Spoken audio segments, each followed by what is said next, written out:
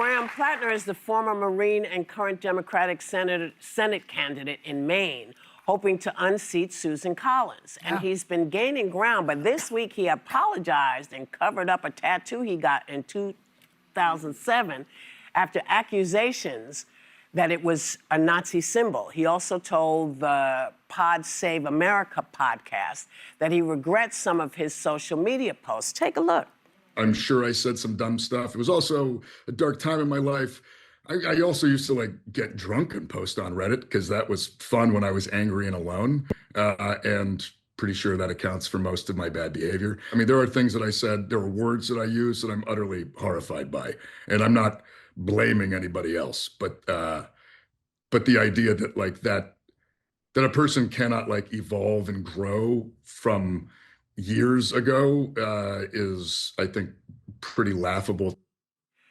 You know, some Democrats are still sticking by him, but will this be a disqualifying thing for voters? I mean, doesn't anybody recognize that if you're going to run for office, your stuff's going to come up?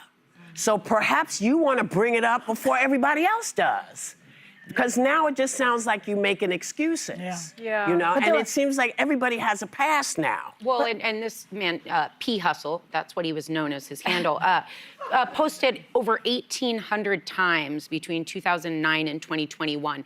That, to me, is seriously a red flag when we talk about people being radicalized online. If you've spent that much time on a Reddit site, that's my first concern, too.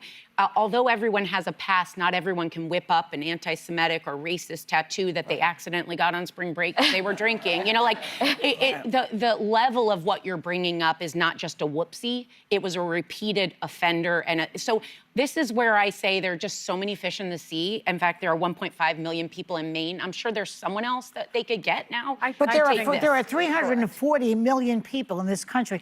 They can't find one without a Nazi tattoo? Right. Yeah. Right. I mean, that's the thing. I understand that some Democrats. Thank you. I understand some Democrats are still supporting him. I think because he's running against Susan Collins and people want her to be gone and done because of some of her voting history. But you can't say, oops, 18 years ago I was in Croatia drunk and I got an anti-Semitic tattoo. Yeah. And when you get to the point where you're denying on a podcast that you're a Nazi, I think it's over, you know, and so it's just over. Well, I appreciate that we've had this conversation when it's folks on the right, and we've said whether you were on that GOP group chat, whether you were this gentleman we didn't end up talking about on the show, but who ended up having his nomination withdrawn, Paul Ingrassia, because he had some neo-Nazi history.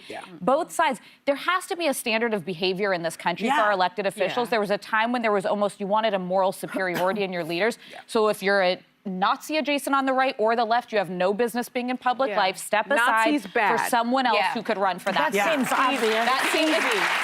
That's the easy call, you know? Well, you know, it's just, I don't know if we will, I don't know that we're living in a time anymore where somebody doesn't have something stupid that they've done, whether it's naked pictures or I mean, we used to say to people, that would be nice this lives on. That would be but we used to say to people, these things live forever.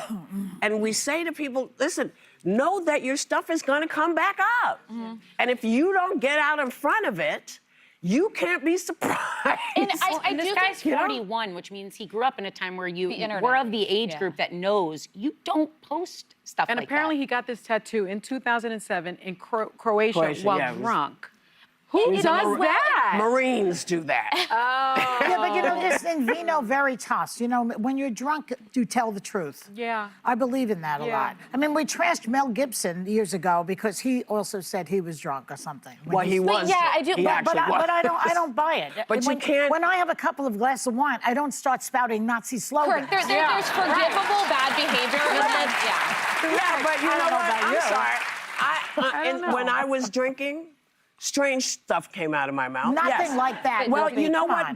But nothing like that to us now.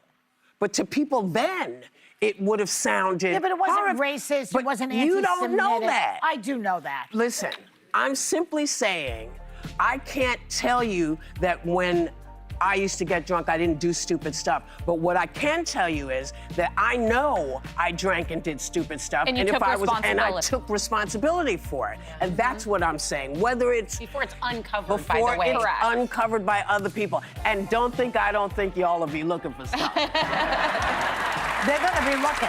Yes, but you can't find anything of me drunk because I haven't drunk in years. But you that's my tell point. Yes, but my point is, you know, I understand people do stupid stuff, but you got to take responsibility I mean, he did for it. apologize, but I just think Yeah, It's just it's not not. too- Before we start, just want to point out that my point was that people say stupid stuff sometimes when they're inebriated.